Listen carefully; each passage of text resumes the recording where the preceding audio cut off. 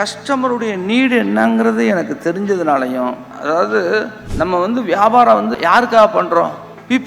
People தான் முக்கியம். பீப்புளுக்காக தான் நம்ம இவ்வளவு பிரயாசம் படுறோம் அப்படிங்கிறத தெரிஞ்சுட்டு அதுக்கப்புறம் பூராமே நாங்கள் குவாலிட்டியிலே கான்சன்ட்ரேட் பண்ண ஆரம்பிச்சு 916 இன்ட்ரடியூஸ் பண்ணோம். 91 92 50-50 இப்படி இருந்துச்சு. 97க்கு அப்புறம் 100% 916 மட்டுமே நாங்கள் டீல் பண்ண ஆரம்பித்தோம். அப்படி குவாலிட்டியை முன்னிறுத்தி பண்ணும்போது மார்க்கெட்டில் 20/20 விற்கும். அப்போ எங்களுக்கு கொஞ்சம் கஷ்டம் இல்லை, ரொம்பவே கஷ்டம். அதையெல்லாம் டர்ன் ஓவர் பண்ணும்போது டக்குன்னு ஒரு வாய்ப்பு கிடைச்சிது.